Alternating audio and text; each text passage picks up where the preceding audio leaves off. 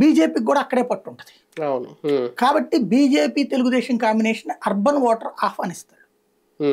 వీళ్ళు urban voter మీదనే base చేసుకున్నారు ప్రధానంగా. ఒక రకంగా ఇది జనసేనకు కూడా కాస్తంత మైనస్ అవుతుందా బీజేపీ పుంజుకోవడం అంటే? ఎవరి ఓట్ బ్యాంక్ గండిపడుతుంది అంటే టీడీపీ ఎలాగా పడుతుంది కాబట్టి జనసేనకి లాసా అని? ఎందుకంటే బయట నుంచి అయితే కనుక సమస్య, కానీ లోపలే కదా ఉంది. కూటమిలో ఉన్నారు కాబట్టి ఇంకా పోయేదే ఉంది. 21 ఉంటాయా రేపొద్దున ఎలక్షన్ దగ్గరికి వెళ్ళే కొద్ది ఇంకా తగ్గుతాయా? అంటే మీరు ఒకటి మిస్ అయిపోయారు. ఇప్పటికే 21లో బయట నుంచి వచ్చినటువంటి కొనతాల రామకృష్ణకి ఒకటి ఇచ్చేశారు, అతని పేరు అంజిబాబుకి ఒకటి ఇచ్చేసారు, 2 ఇచ్చేసారా?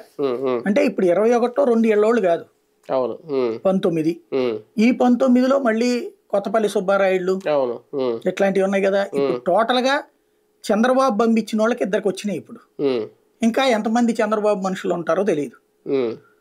చివరికి పవన్ ని నమ్ముకున్నటువంటి దుర్గేష్ అక్కడ, అట్లాగే పవన్ నమ్ముకున్న పోతిని మహేష్ అక్కడో తెలియదు. పవన్ ఎక్కడో క్లారిటీ లేదు.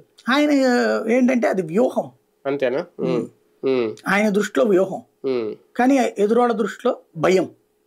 చంద్రబాబు ధైర్యంగా చెప్పాడు, లోకేష్ ధైర్యంగా చెప్పాడు, బాలయ్య ధైర్యంగా చెప్పాడు, జగన్మోహన్ రెడ్డి ధైర్యంగా ఉన్నాడు. మరి ధైర్యం ఎవరికి లేదు? అది ఆయన ఆలోచించుకో. అంటే నిజమైన జనసేన అభ్యర్థులు 10 మంది ఏమైనా మిగులుతారేమో లాస్ట్ చూడాలి. Original candidate.